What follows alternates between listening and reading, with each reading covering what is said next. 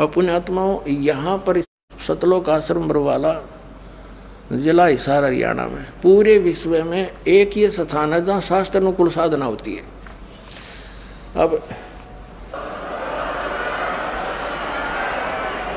अब ये क्या बता रहे हैं, यज्ञ से बचे हुए अन्न को खाने वाले श्रेष्ठ पुरुष संत यानी अच्छी आत्मा तो सब पापों से मुक्त हो जाते हैं। हम सबसे पहले परमात्मा का भोग निकालते हैं, भोजन का भी, हलवे का प्रसाद बनकर आता वो भी, उसको भगवान के भोग लगाकर फिर शेष अन्न को वितरित किया जाता है।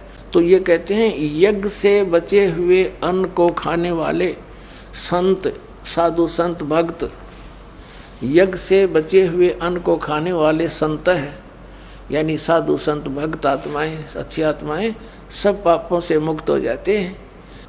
अब कहने का भाव ये है कि यहाँ पहले भगवान को भोग लगा के शेष बचे हुए अन्न को उसके बच्चों को वितरित किया जाता है, वो महापाप नाशक बन जाता है। तो यहाँ आओगे तो सारी साधना मिल लेगी आपने, तो सब पापों से मुक्त आप होगे। ज्ञान सुनोगे, धर्म यज्ञ, ज्ञान यज्ञ, प्रणाम यज्ञ, सारी यज्ञ, सब साधना, पूरा ट्रीटमेंट दिया जाएगा। फिर कहते हैं जो दान धर्म नहीं करते हो तो चोर हैं भगवान के।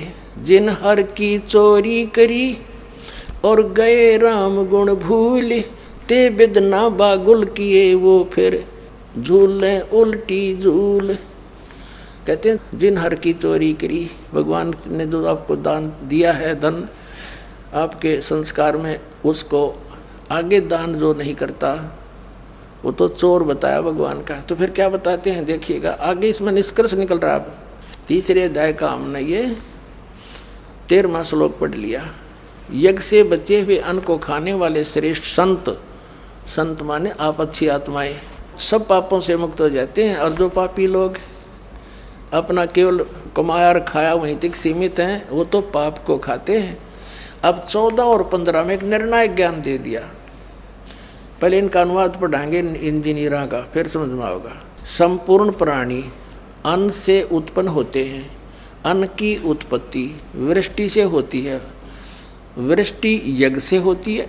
यज्ञ इसका अर्थ है शास्त्र अनुकूल कर्मों से जो होता है वो विहित कर्मों से उत्पन्न होने वाले हैं, यज्ञ यानी धार्मिक अनुष्ठान। और कर्म समुदाय को तो ब्रह्मो उद्भवम, इन्होंने ब्रह्म का अर्थ वेद कर दिया है। कोई बात हुई, ब्रह्म का अर्थ वेद कर दिया। ये लिखना था कि देखो हम यहाँ पर आए इस काल के लोक में, तो हमने कर्म करके ही मिलेगा, ना कति नहीं मिले। तो कहते हैं ये कर्म लगाए ब्रह्म ने बनाया विधान यहाँ का, और ब्रह्म की उत्पत्ति हुई परम अक्षर ब्रह्म से, उस परमात्मा से, सच्चिदानंद घन ब्रह्म से। इसका अर्थ तो ये है, लेकिन इन अज्ञानियों ने कुछ ज्ञान तो था नहीं, सारे उल्टे अडंगे अड़ा दिए। ये देखिएगा, कर्म समुदाय को तू वेद से उत्पन्न नहीं, ब्रह्म से उत्पन्न हुए। और ब्रह्म अक्षरम उद्भवम अविनाशी परमात्मा से, यहाँ ब्रह्म लिखना था, ब्रह्म ये काल अविनाशी परमात्मा से उत्पन्न हुआ जान। इससे सिद्ध होता है कि सर्वगतम ब्रह्म, सर्वगतम माने सर्वव्यापी परमात्मा, सबका मालिक, सदा ही यज्ञों में प्रतिष्ठित है। वो इष्ट रूप में पूज्य है, वही प्रतिष्ठित है सभी यज्ञों में, उसको इष्ट मानकर पूजा करनी चाहिए। इसका निष्कर्ष ये निकल गया। अब हम उस परमात्मा को इष्ट मानकर पूजा करेंगे तो हमारी शास्त्र अनुकूल साधना होगी। और इसमें कहा है कि सारा जो शास्त्र अनुकूल साधना करने से हमारे शुभ संस्कार बनेंगे। ये भक्ति रूपी पौधा बड़ा होगा, ब्रह्मा विष्णु महेश के पास हमारे संस्कार जाएंगे, और ये बिना मांगे आपको देंगे, आपको बिना मांगे देंगे। जैसे फल लदपद हो गए टहनिया के, आप भी खाओ, रिश्तेदार भी ले जाओ, और पड़ोसी भी तोड़ ले जाओ तो भी समाप्त ना हो। तो इतना इस प्रकार हमारा ये पूरा भक्ति क्रम पूरा होता है। तो हम आपको सबसे पहले परमात्मा ने कहा है कि तीनों देवा इन कमल दलों में बसे, ये ब्रह्मा विष्णु महेश, और प्रथम इनकी वंदना और फिर सुन सतगुरु उपदेश। तो हम इनकी पूजा नहीं कर रहे, हम किसी का किराया दे रहे हैं, जैसे हम टैक्स भर रहे हैं बिजली का, हम बिल भर रहे हैं इसका टेलीफोन का, वो पूजा थोड़ी कर रहे हैं।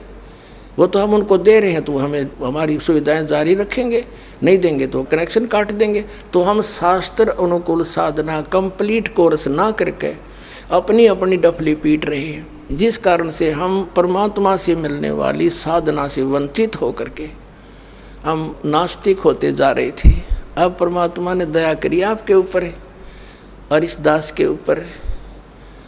इस दास को बनाया वो तत्वदर्शी संत, और जो ज्ञान परमात्मा 600 वर्ष पहले छुपा के थे खजाना, इस दास को चाबी दे दी। अब दास ने खोल दिया उसके बच्चों के सामने, अब खाओ और खर्चो, चलो सतलोक में।